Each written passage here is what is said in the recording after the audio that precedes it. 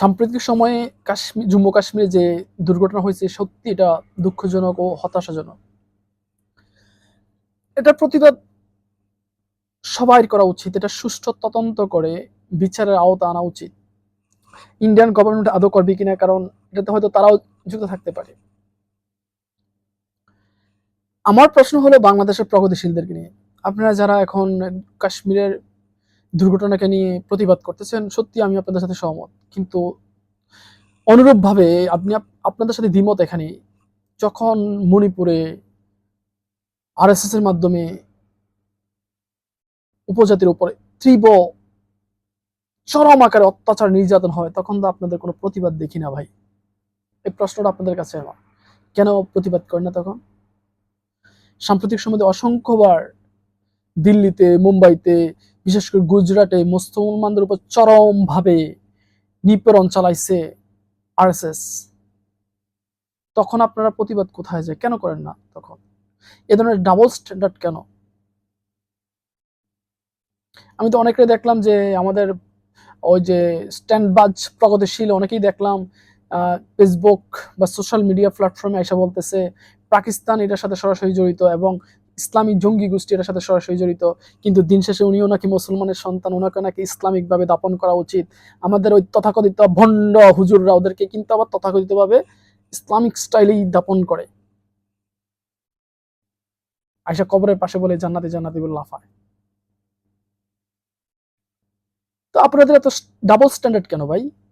প্রতিবাদী হইবেন, নিরপেক্ষ হবেন, অন্যায়ের প্রতিবাদ করবেন, ন্যায়ের প্রতিবাদ করবেন। এটা না করতে পারলে প্রতিবাদ করে কি দরকার? তো আপনি এই যে প্রতিবাদ করছেন, কাশ্মীরের হিস্ট্রি জানেন নাকি মন চাইলো করে দিচ্ছেন এটাই হইল? কাশ্মীর গঠিত 1925 সালে।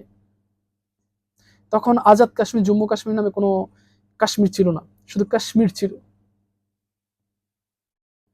তখন ওই 1925 সালে ওইটার রাজা হিসেবে নিয়োগ পান রাজা হরি সিং। 1947 সালে যখন ভারত বিভক্ত হয়ে যায়, আমরা তো ভারত থেকে উৎপত্তি, অস্বীকার করা যাবে না, সেটা সত্যটা বলতে হবে। ইস্ট পাকিস্তান, ওয়েস্ট পাকিস্তান, পশ্চিম পূর্ব পাকিস্তান দুটোটাই কিন্তু ভারত থেকে উৎপত্তি। এখন আসেন, আজাদ কাশ্মীর জনগোষ্ঠী মনে করলো যে, ওই অংশের জনগোষ্ঠী মনে করলো যে আমরা পাকিস্তানের সাথে অ্যাড হয়ে যাবো, পাকিস্তানের সাথে চলে গেছে। আর বাকি থাকলো কি জম্মু কাশ্মীরের জনসংখ্যা, ওরা কারোর সাথে অ্যাড হয় নাই। ওরা মনে আমরা স্বাধীন, আমরা আমার মতো থাকবো। তখনও কিন্তু রাজা হরি সিং তিনি একজন হিন্দু ধর্মে বিশ্বাসী, কিন্তু জনসংখ্যা ওইখানে 97.16% মুসলমান বসবাস করে। এট প্রেজেন্ট 97.16% মুসলমান বসবাস করে। 1947 সালের 26 অক্টোবর আজাদ কাশ্মীরের কিছু উপজাতি জম্মু কাশ্মীরে অ্যাটাক করে। তখন জম্মু কাশ্মীরের যে রাজা হরি সিং তিনি নিয়ন্ত্রণ না করতে পারে ইন্ডিয়ার কাছে, ভারতের কাছে বলে যে আমাকে সহযোগিতা করেন, আমি আপনাদের অঙ্গরাজ্য হিসাবে একটা পেপারে স্বাক্ষর করে দিব, আপনাদের মাধ্যমে নিয়ন্ত্রিত হব। তো নর্মালি ভারত আইসা তাদেরকে স্বাধীন করে দেয়, এবং তখন জম্মু কাশ্মীরের জনগণ কিন্তু ওই হরি সিং মেনে নেয় নাই। তো 1952 সালে গণভোটের একটা আয়োজন করা হয়, কিন্তু ভারত শুরুতে রাজি থাকলো, কিন্তু শেষ পর্যন্ত গিয়ে গণভোট দেয় না, কারণ ভারত দেখতেছে হরি সিং ব্যর্থ হবে, খুব বিশাল আকারে ব্যর্থ হবে। তো আপনি দেখেন ওই অঞ্চলে মানুষ ভারতের একটা পাসপোর্ট ক্যারি করতে কি কি লাগে আপনি জানেন? শুধু লাভ দুইটা বলে ফেলেন যে মুসলিম বিদ্বেষী, মুসলমানরা এই ঘটনা ঘটায়। পাকিস্তান এম্বাসি থেকে চারপত্র আনতে হয় যে তার সাথে পাকিস্তানের কোনো যোগাযোগ নেই, তার কোনো পরিবার আত্মীয় স্বজন পাকিস্তানে নাই। এটা বইলা তখন সে ছাড়পত্র পাইনি, তখনই পাকিস্তানের ইন্ডিয়ার একটা পাসপোর্ট ক্যারি করতে পারে জম্মু কাশ্মীরের একটা সাধারণ জনগণ। এই কষ্ট যদি আপনি বাংলাদেশে বৈশা, বান্দরবনে বৈশা, বা চট্টগ্রামে বৈশা, বা বরিশালে বৈশা করতেন, তখন বুঝতেন যে কতটা কষ্ট হয়। যে দেশে বসবাস করেন, যে দেশকে ট্যাক্স দিচ্ছেন, যে দেশের সবকিছু দিচ্ছেন, তারপরও আপনাকে পাকিস্তান থেকে ছাড়পত্র আনতে হয়।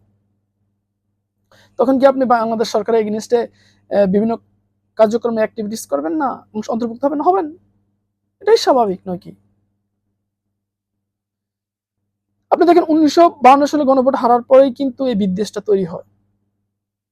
গণভোট না সংগঠিত না হওয়ার কারণে কিন্তু বিদ্বেষটা তৈরি হয়। তো আপনি রিসেন্টলি নরেন্দ্র মোদী যে ঘটনা ঘটায় না, আপনি কিভাবে অস্বীকার করবেন? নরেন্দ্র মোদী তো এটার সাথে প্রত্যক্ষ না পরোক্ষভাবে জড়িত। কারণ নরেন্দ্র মোদী তার সর্বসেক্টরেই ব্যর্থ, সেভেন সিস্টার নিয়েও ব্যর্থ, মেনটেন করতে পারতেছে না। বিশেষ করে মণিপুরে যেভাবে যুদ্ধ চলতেছে, গৃহযুদ্ধ, গেল নেপাল, হারালো শ্রীলঙ্কা, মালদ্বীপ, সর্বশেষ বাংলাদেশ।